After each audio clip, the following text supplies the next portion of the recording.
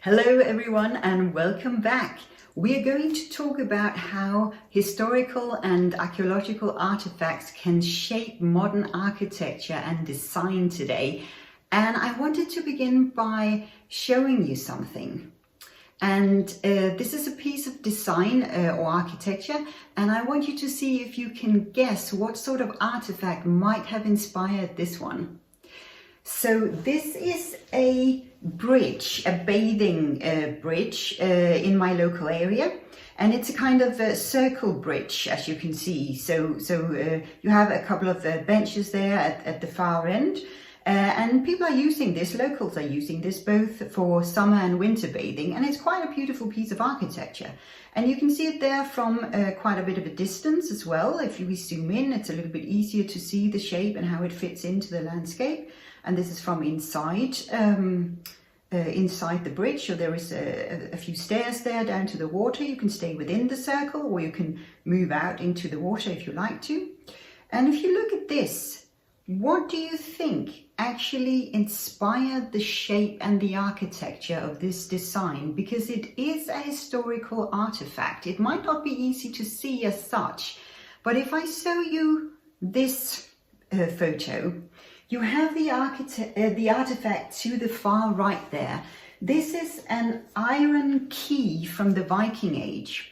And it was found in a local Viking tomb belonging to a female. Quite often when the man was not at home, it was the female, the wife, who was in charge of the household.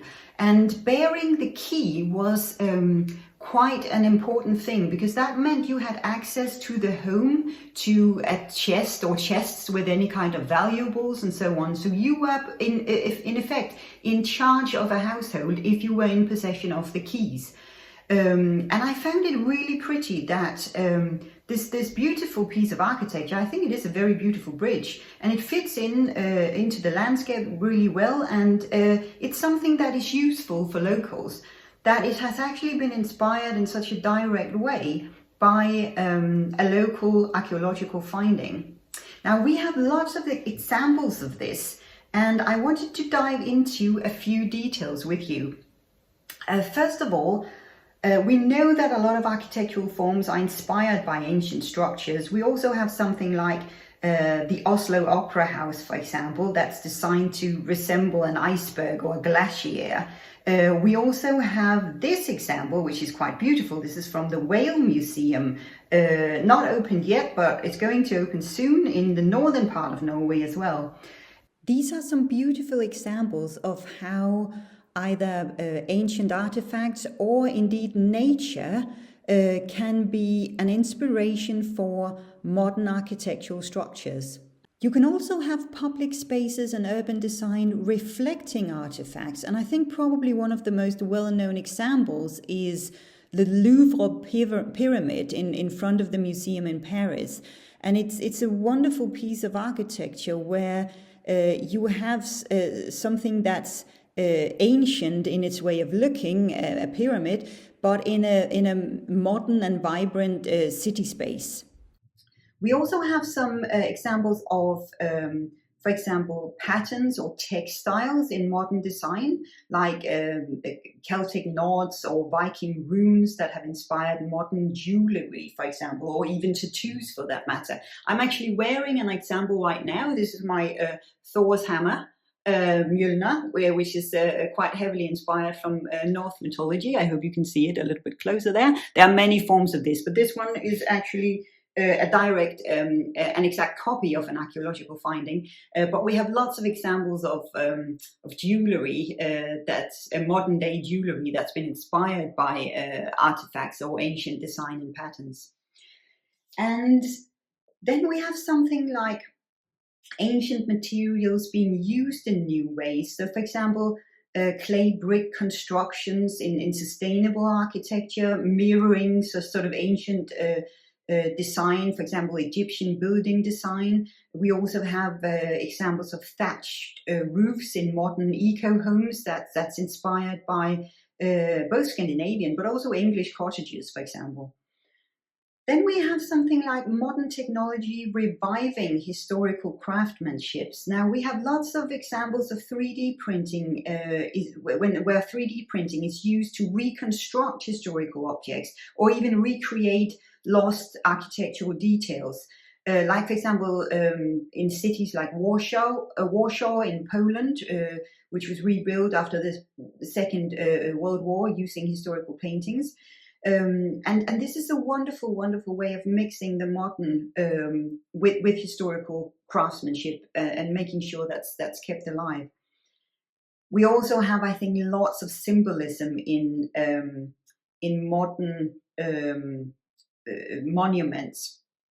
Like, for example, the 9/11 memorial in New York that uses voids, for example, and reflective pools to sort of remember a structure that is no more. And a void can be a very, very powerful thing. Instead of trying to rebuild something that once was, especially something you lost in such a tragic incident, simply creating a void is a very, very powerful way of especially creating war memorials or just memorials or a way of remembering something that isn't there anymore. I think we also have some examples from, for example, Holocaust memorials, designed with sort of abstract examples that might echo ancient grave markers or sacred spaces and things like that. And it can be very, very powerful. I feel a bit like creating a void in architecture is kind of the same, can have the same effect as almost like pauses in music. You know, the pause or the void is almost just as important as the actual piece of music or the actual building or structure that you're trying to create.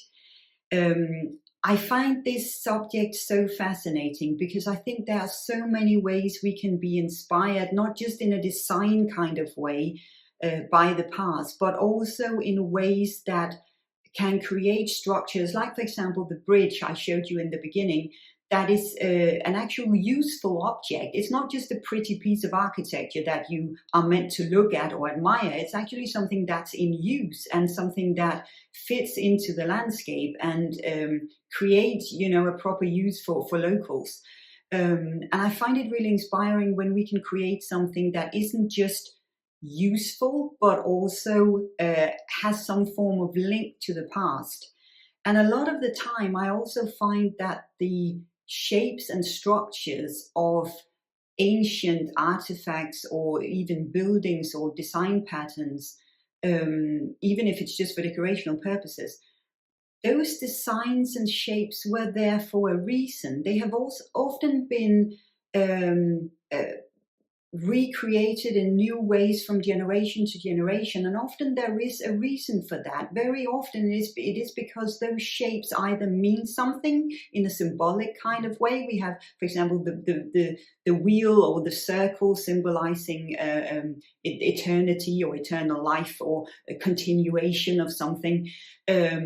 And there is a reason why these symbol matters in a lot of cultures. And very often in architecture, we also see that those patterns are the most sustainable ones. So this is a really, really interesting subject on so many different levels. And I wanted to ask you, what are some of your best examples of ancient and modern being mixed together? Do you have any examples of when artifacts, for example, directly inspired modern design, and what happened around that? What was the thought process behind that? Please share your thoughts around this, and as always, remember to like the video, subscribe to the channel, and do add your comments below.